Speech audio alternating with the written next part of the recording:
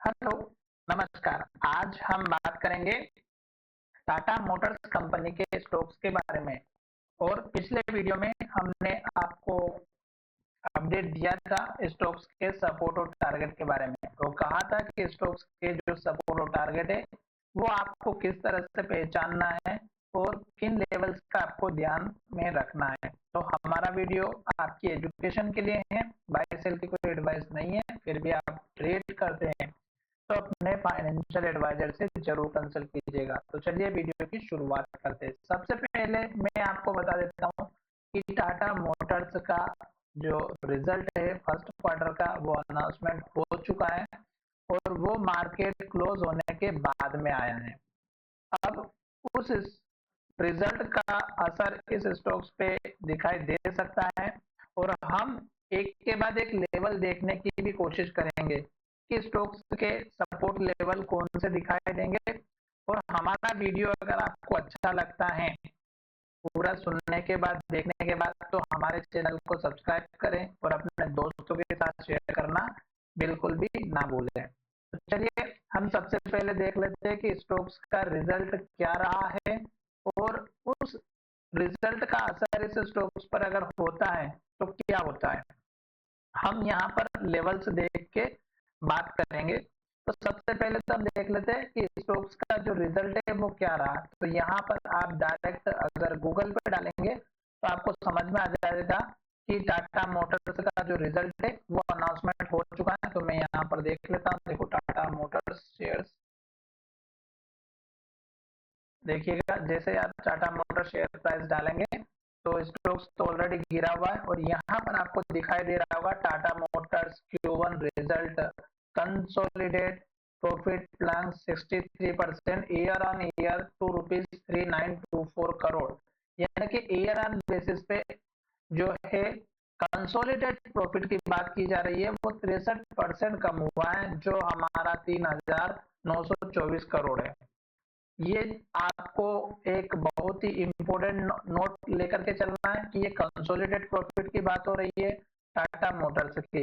अगर आपको पूरी डिटेल पढ़ना है तो आप किसी भी वेबसाइट पर जाकर के उसको पढ़ सकते हैं और ये देखिएगा हर एक न्यूज को अगर आप देखेंगे तो 23 आवर्स पहले की है। ये कल ही आ चुका था नोटिफिकेशन, पर मैं वीडियो टाइम पे नहीं बना पाया क्योंकि वैसे भी मार्केट बंद था। तो इसका असर जो है हमें सोमवार को दिन देखने को मिलेगा। देख सकते हैं 23 घंटे पहले की यहाँ पर न्यूज है। अब यहाँ पर हमें अगर इसको पूरा डिटेल में पढ़ना है तो आप चाहे तो इस न्यूज को हिंदी में पढ़ सकते हैं, इंग्लिश में पढ़ सकते हैं। मैं आपको थोड़ा सा इसका जो है इंग्लिश में या हिंदी किसी एक में बना करके जो आया है वेबसाइट पे वो मैं बता देता हूँ। तो देखिएगा पूरा टाटा मोटर्स का मुनाफा चालू वित्त वर्ष की पहली तिमाही में 63% घटकर 3924 करोड़ रुपए का प्रॉफिट हुआ है। कंपनी को प्रॉफिट तो हुआ है पर पिछले क्वार्टर से 63% कम हुआ है। तिमाही आधार पर कंपनी का मुनाफा 54% घटा है तिमाही आधार पे। पिछले एक साल में कंपनी के शेयर 39% टूट गए हैं। तो यहाँ पर ये चीज आपको जो है नेक्स्ट सेशन में देखने को मिलेगी। अगर आपको एक टोटल पूरा अगर पढ़ना है तो पूरा पढ़ सकते हैं, वीडियो लंबा हो जाएगा। इन्होंने यहाँ पे ऑलरेडी बता रखा है कि टाटा ग्रुप का जो है इस कंपनी को 10,514 करोड़ रुपए का मुनाफा हुआ था। हालांकि पहली तिमाही में टाटा मोटर्स का मुनाफा बाजार के अनुमान से बेहतर रहा। इनकी जो अनुमान था वो 3,408 करोड़ का था। ठीक है, जो भी प्रेडिक्शन करते उनकी तरफ से। अब ये जो न्यूज है ये कल मार्केट बंद होने के बाद आई है और अगर आप इसको पूरा देखेंगे तो पूरा पढ़ सकते हैं। 1.04 लाख करोड़ रुपए रहा कंपनी का रेवेन्यू। तो ये आप पूरा डिटेल में पढ़ सकते हैं। अब मैं आपको यहाँ पर टाटा मोटर्स का जो एनएसई की वेबसाइट पर है वो जो अनाउंसमेंट किया गया है वो मैं बता देता हूँ। तो यहाँ पर देखिएगा ये टाटा मोटर्स का शेयर है 630 रुपए के आसपास, 15 पॉइंट नीचे 2.5% के आसपास। साथ ही मार्केट में गिरावट चली रही है। आप सभी को पता है कि अमेरिका ने भारत की हालत खराब कर दी है डोनाल्ड ट्रंप के एक बयान की वजह से। अब हम देखेंगे नीचे की तरफ। नीचे आकर के देखेंगे तो स्टॉक ने ट्रेडिंग कितनी की है, डिलीवरी कितनी आई है, वो सब यहाँ पे डिटेल है। 43% की डिलीवरी है तो 50% से कम डिलीवरी है। साथ ही यहाँ पर अगर आप अनाउंसमेंट वाले सेक्शन में जाओगे तो यहाँ पर आपको दिखाई देगा कि 9 अगस्त यानी कि आज के दिन भी एक न्यूज जो है पब्लिकेशन हुई है। साथ ही यहाँ पे कल की डेट में 3 अनाउंसमेंट किए गए हैं। अगर तीनों अनाउंसमेंट को देखेंगे तो एक इन्वेस्टर का प्रेजेंटेशन है, दूसरा इंस्टीट्यूशन इन्वेस्टर की मीटिंग है और तीसरा यहाँ पे आउटकम ऑफ बोर्ड मीटिंग है, जिसमें से रिजल्ट के बारे में बताया गया है। रिजल्ट वाले सेक्शन में आप पीडीएफ को क्लिक कर सकते हैं। यहाँ पर टाइम भी देख सकते हैं, 16:19, लगभग 4:19 पे जो है यहाँ पर शाम के टाइम पे जो है ये अनाउंसमेंट किया गया है मार्केट क्लोज होने के बाद।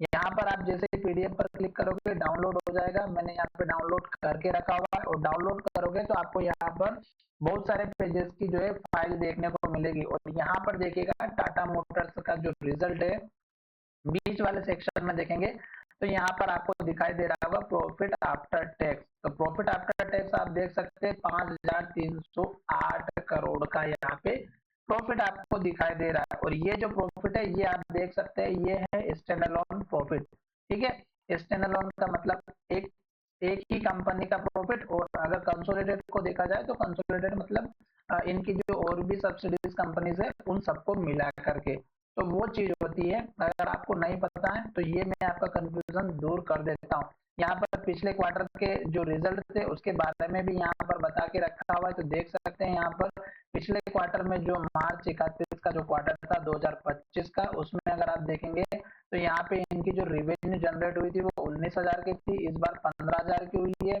साथ ही यहाँ पर इन्होंने जो टैक्स पे किया है उसकी वजह से जो है इनका प्रॉफिट मार्जिन कम देखने को मिला। अब पिछले क्वार्टर में 1,371 करोड़ का प्रॉफिट था, अब यहाँ पर देखिएगा 5,308 करोड़ का प्रॉफिट है। तो इस चीज का थोड़ा सा ध्यान रखिएगा। ये जो रिजल्ट है ये मैंने आपको अच्छे से समझा दिया है कि ये जो रिजल्ट है ये हमारा पिछले क्वार्टर का रिजल्ट था और ये इस वाले क्वार्टर का रिजल्ट था। और जो गूगल पे जो दे रखा है वो कंसोलिडेटेड प्रॉफिट है। ठीक है, तो उसमें आप बिल्कुल कंफ्यूज ना हो, ये बात का ध्यान रखिएगा। अगर आप स्क्रीनर की वेबसाइट पर भी जाकर के देखेंगे तो आपको वहां पर भी जो है डिटेल में समझ में आ जाएगा कि ये हमारा टाटा मोटर्स का स्टॉक्स है और ये रहा इसका क्वार्टरली रिजल्ट। ठीक है, तो क्वार्टरली रिजल्ट पर हम क्लिक करते हैं और यहाँ पर देखिएगा ये जून 2025 के क्वार्टर का रिजल्ट है। ठीक है, तो यहाँ पर देखिएगा ये इनकी सेल्स हुई है जो कि आप यहाँ पे सेल्स वाले सेक्शन में देख सकते हैं और पिछले क्वार्टर से कम देखने को मिली है। फिर एक्सपेंसेस की बात करें तो एक्सपेंसेस इन्होंने कंट्रोल किए हैं, पिछले क्वार्टर के एक्सपेंसेस ज्यादा थे, इस बार इन्होंने कंट्रोल किया है।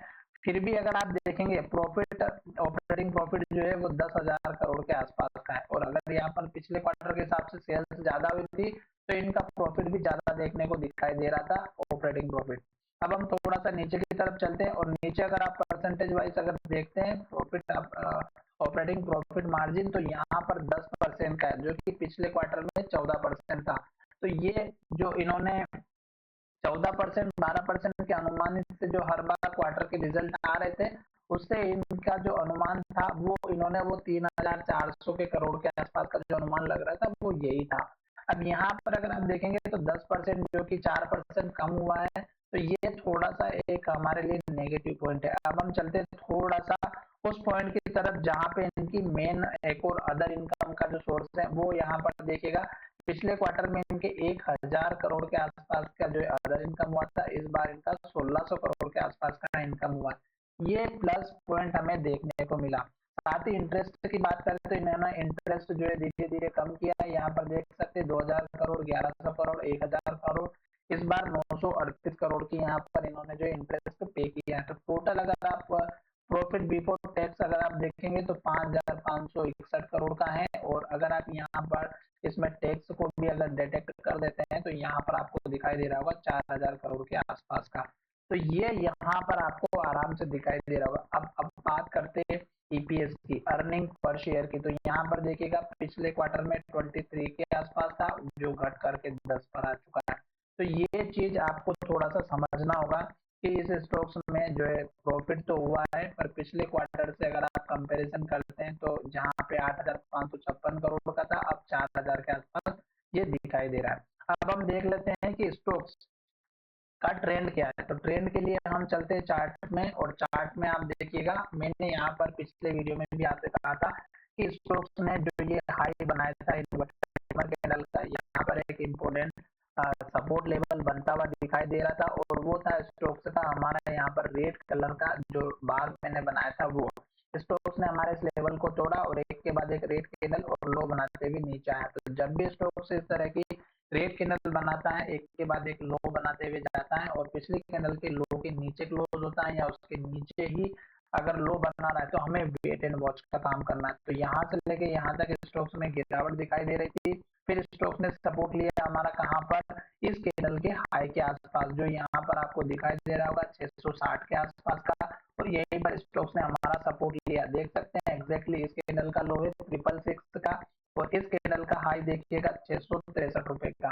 और ये जो 666 का जो लेवल था, ये मैं आपको बार बार बता रहा था कि 666 का अगर स्टोक्स ने सपोर्ट का लेवल तोड़ा तो स्टोक्स में गिरावट होगी। और देखिएगा कि दो बड़ी रेड कैंडल बन चुकी हैं, और फिर से रेड कैंडल अगर इसी तरह से बनते हुए दिखाई देती हैं एक के बाद एक लो बनाते हुए, तो हमें वेट एंड वॉच का काम करना है। क्यों? क्योंकि एक तो मार्केट में जो न्यूज निकल के आई है वो सबसे ज्यादा इसको इफेक्ट करने वाली है।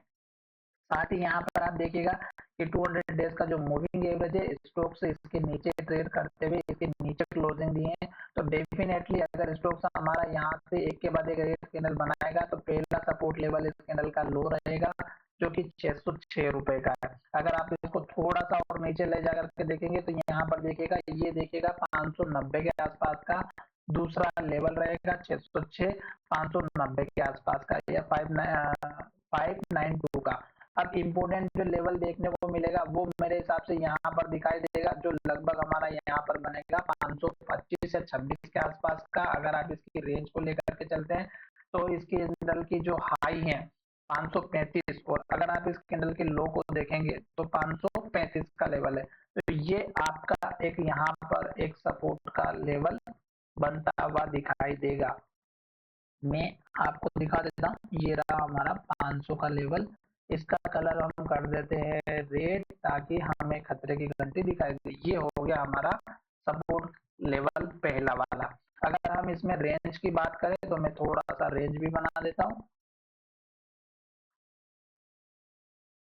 ये हो गया हमारा सपोर्ट का जोन, जो लगभग हमारा 2-5 रुपए के आसपास का आपको देखने के मिलेगा। अब हम बात करते हैं इंट्राडे वाले लोगों के लिए, जो लोग इंट्राडे के हिसाब से काम करते हैं, स्टॉक्स अगर इनके ऊपर चला भी जाता है तो उनके लिए टारगेट कौन सा, तो इस कैंडल का जो लो है 66 का, या फिर आप देखिएगा इस कैंडल का हाई 663 का, ये आपका एक टारगेट के रूप में इंट्राडे के हिसाब से या एक दो दिन के हिसाब से अगर स्टॉक सपोर्ट लेकर के ऊपर जाता है, तो ये दो लेवल मैंने आपको यहाँ पर अच्छे से एक्सप्लेन कर दिए हैं। अगर आपको और भी इंट्राडे में नीचे वाला सपोर्ट लेवल चाहिए, तो इस कैंडल के लो को रखिएगा 606 और 690 का। पर हम यहाँ पर जो है दोनों ही लेवल को ड्रॉ कर देते हैं, ताकि आपको अच्छे से समझ में आए और मैं यहाँ पर आपको अच्छे से एक्सप्लेन करता हूँ। ये जो लेवल है इसका कलर मैं चेंज कर रहा हूँ, ताकि ये जो लेवल हम बना रहे हैं ये स्ट्रॉन्ग वाला लेवल नहीं माना जाएगा, और ये वाला जो लेवल है ये थोड़ा सा हमारा स्ट्रॉन्ग माना जाएगा। तो ये दोनों ही लेवल मैंने आपके साथ ड्रॉ कर दिए हैं, और मैं इन लेवल्स के साथ इनको यहाँ पर सेव कर लेता हूँ, ताकि मुझे भी यहाँ पर कोई प्रॉब्लम ना हो। टारगेट मैंने एक छोटा सा इसलिए बताया कि अगर स्टॉक हमारे इस लेवल को ब्रेकआउट करेगा, तो नेक्स्ट टारगेट आपका इमीडिएटली इस कैंडल के हाई का रखना है 675 रुपए का। हो सकता है कि स्टॉक से एक छोटा मोटा bounce back they they support लेकर के, इसलिए मैंने आपको ये लेवल से बता दिए है 675 का उसके बाद का लेवल रहेगा।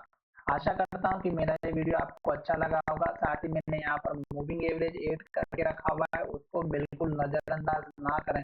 अगर एक बार स्टॉक 200 डेज के मूविंग एवरेज के नीचे आता है, तो स्टॉक्स में गिरावट आना स्टार्ट हो जाती है, और लॉन्ग टर्म में जो लोग इन्वेस्ट करते हैं वो भी अपनी पोजीशन को निकालने की कोशिश करते हैं। तो चलिए वीडियो में विराम करते हैं। धन्यवाद, मिलेंगे नए वीडियो में।